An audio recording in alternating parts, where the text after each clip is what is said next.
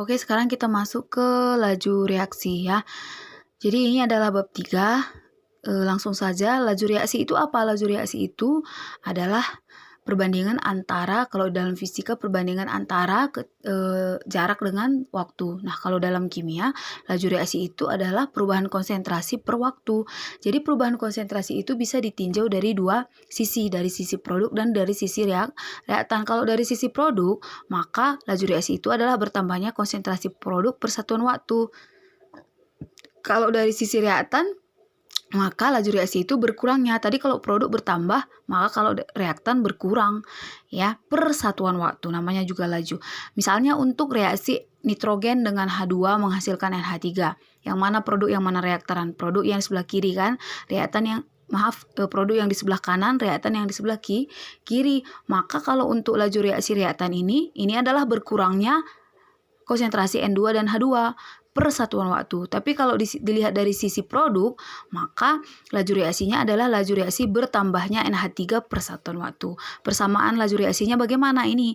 Vn2 adalah hasil fungsi dari konsentrasi N2 per satuan waktu. Ya, dimana nanti laju ini adalah laju pengurangan. Ya, karena dia adalah reaktan. Untuk H2 juga seperti itu. Hasil fungsi konsentrasi H2 per satuan waktu, ini juga laju pengurangan. Untuk NH3 juga seperti itu. Hasil fungsi dari konsentrasi NH3 per satuan waktu, di mana ini nanti adalah penambahan karena reaksinya bergerak ke sebelah kanan. Nah, untuk contoh perbandingan laju reaksi, ya perbandingan laju reaksinya itu adalah perbandingan dari koefisien reaksi. Di sini koefisien reaksinya N2 berapa? 1. Maka laju reaksinya dianggap 1. Untuk H2 3, NH3 2 ya. Jadi perbandingan laju reaksi ini berbanding lurus juga nanti dengan perbandingan mol yang terbentuk atau berkurang pada saat terjadinya reaksi. Kita masuk ke contoh soal. Nah, misalnya ini ada reaksi dari amonia dengan O2, di mana koefisiennya seperti ini ya, menghasilkan NO dan juga H2O. Dia bilang laju reaksi yang didapat dari pengukuran konsentrasi NH3 adalah 0,24 m/s. Jadi ini pengurangan dari NH3 itu adalah 0,24 molaritas setiap detik. Dia tanya berapakah laju reaksi dari perubahan oksigen. Jadi kalau misalnya dia kasih tahu perubahan konsentrasi NH3, bisa nggak dicari perubahan konsentrasi O2? Bisa. Ya, caranya bagaimana? Caranya adalah buat dulu persamaan reaksinya.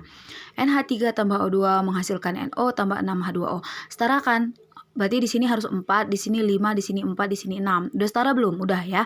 Di sini N-nya 4, di sini N-nya juga 4. Di sini hanya 12. 3 kali 4 12, di sini 12 sudah setara ya.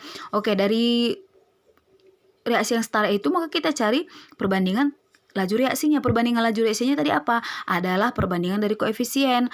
Maka perbandingan dari koefisien NH3 dan O2 berapa? Di sini 4, di sini 5. Berarti 4 banding 5. Maka karena perbandingan koefisiennya kita ketahui, kemudian salah satu laju reaksi kita ketahui, kita tinggal buat saja perbandingan senilai.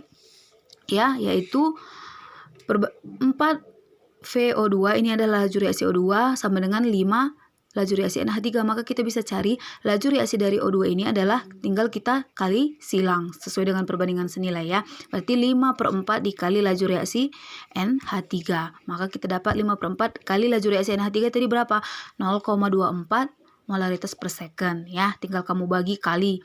Ini kan kalau coret dapat 6 ya. 5/6, 0,3 molaritas per second. Nah, jadi dalam laju reaksi itu ada beberapa teori, yaitu di mana yang mempengaruhi laju reaksi itu adalah menurut teori tumbukan. Jadi kalau menurut teori tumbukan ini, semakin banyak tumbukan, maka laju reaksi akan berlangsung semakin cepat. Ya. Kemudian yang kedua adalah teori dari kompleks teraktifkan. Jadi kalau menurut teori kompleks teraktifkan ini, ada di dalam setiap reaksi itu ada energi aktivasi yang menghalangi suatu reaksi itu. Ya, jadi energi aktivasi ini apa? Energi aktivasi ini adalah energi hasil tumbukan minimal yang harus dimiliki partikel agar menghasilkan reaksi. Jadi, semakin besar energi aktivasi yang menghalangi ini, semakin sukar energi bereaksi, tapi reaksi berlangsung. Tapi kalau semakin rendah energi aktivasinya, maka semakin cepat reaksinya berlangsung ya. Jadi kalau misalnya kita bisa buat dalam bentuk kurva ya, dalam bentuk kurva dia adalah seperti ini ya. Untuk reaksi endoterm, katakanlah posisi reaktan ada di sini dan posisi produk ada di sini, maka setiap senyawa kimia itu memiliki energi potensial. Inilah energi potensialnya. Untuk reaktan ini berubah menjadi produk, ada energi yang menghalanginya sebesar segini. Jadi inilah yang kita berikan untuk reaksi ini bisa berjalan. Ini energi aktivasinya ya. Ini untuk reaksi endoterm. Nah, nanti posisi dari reaktan dengan produk adalah sebesar ini. Inilah delta H-nya. Kalau kamu lihat, maka energi potensial reaktan di sini dan energi potensial produk ada di sini. Energi potensial produk itu lebih besar daripada energi potensial reaktan. Ya kan? Itulah kenapa delta H untuk reaksi endoterm itu adalah positif. Jadi, dia terus-menerus membutuhkan energi. Sementara untuk reaksi eksoterm, ya, dia tetap ada energi aktivasi yang menghalanginya sebesar ini ya. Jadi dari sini harus tetap dikasih energi pancingan di awal. Tapi nanti posisi energi potensial daripada reaktan dengan produknya itu lebih rendah si produk. Itulah kenapa delta H-nya biasanya selalu negatif. Artinya apa? Setelah dia mencapai titik klimaks dari energi aktivasi, maka dia tidak lagi memerlukan energi dorongan dari luar. Ya, jadi cara asik untuk menghafalnya, reaksi eksoterm itu lebih cepat dibanding dengan reaksi endoterm. Ya kan? Logikanya juga seperti itu. Kenapa? Karena reaksi endoterm itu terus-menerus membutuhkan energi dari luar.